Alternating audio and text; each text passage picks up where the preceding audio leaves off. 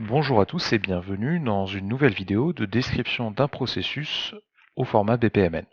Le processus que nous allons étudier aujourd'hui est le processus des opportunités. Dès lors qu'une opportunité est créée, sur un premier formulaire représenté ici, l'utilisateur doit remplir les informations nécessaires au bon suivi de l'opportunité.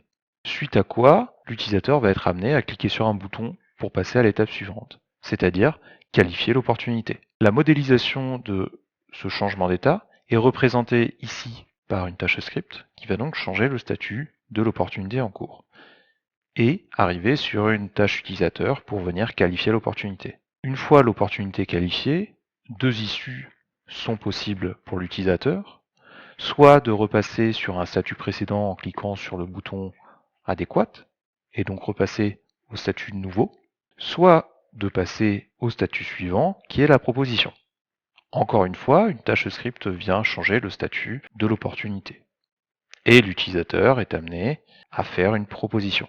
L'issue de la proposition est également soit un retour en arrière, ici, au statut qualifié, soit de passer au statut négociation.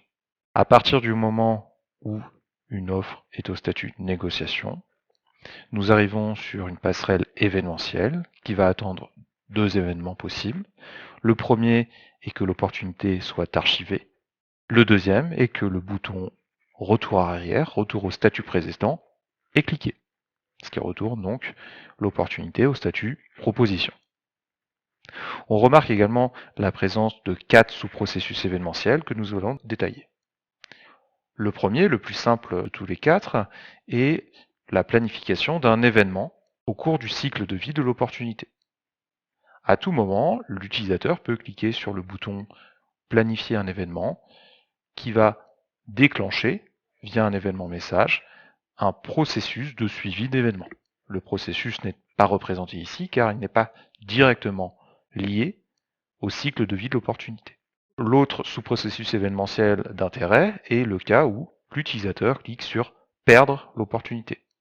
C'est un sous-processus qui commence par un événement conditionnel de type interruptif, où la première étape est l'appel d'une action, d'un script, pour ouvrir un deuxième formulaire sous format de pop-up, afin que l'utilisateur puisse indiquer les raisons de la perte et cliquer sur le bouton OK.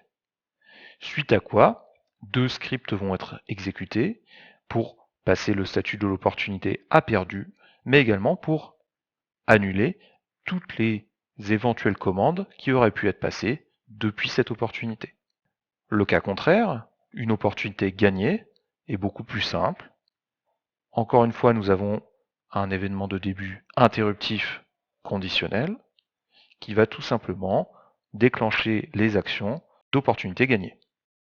Et enfin, le dernier sous-processus événementiel, un peu plus complexe, qui cette fois-ci commence par un événement conditionnel non interruptif, celui de création d'un devis. À tout moment, au cours d'une opportunité, l'utilisateur a la possibilité de venir créer un devis sans que ce devis, cette création de devis, ne vienne interrompre le processus en cours.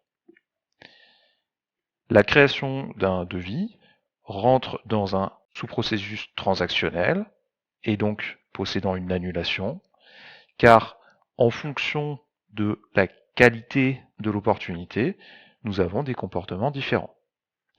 Soit un client existe déjà pour cette opportunité, dans ce cas-là, il n'y a pas de contre-indication pour venir générer une commande de vente. Soit il n'y a pas de client, mais il y a au moins une piste de renseigner. Alors dans ces cas-là, on peut valider et déclencher l'annulation de la création d'un nouveau client, ou alors la création d'un nouveau client. Encore une fois, la création du client est déclenchée, le processus de création du client est déclenché par un événement message et n'est pas représenté ici, car indépendant du cycle de vie de l'opportunité. La seule information qui va nous intéresser est de venir récupérer via cet événement message de réception le fait que le client a été créé et que nous pouvons donc à présent venir créer un devis. Enfin, dernier cas de figure de cette passerelle événementielle, il n'y a ni partenaire ni piste, et dans ces cas-là, nous annulons tout simplement la transaction, et donc la création du devis. Écoutez, j'espère que cette vidéo vous a plu, et je vous dis à très vite pour de nouvelles vidéos sur le BPM.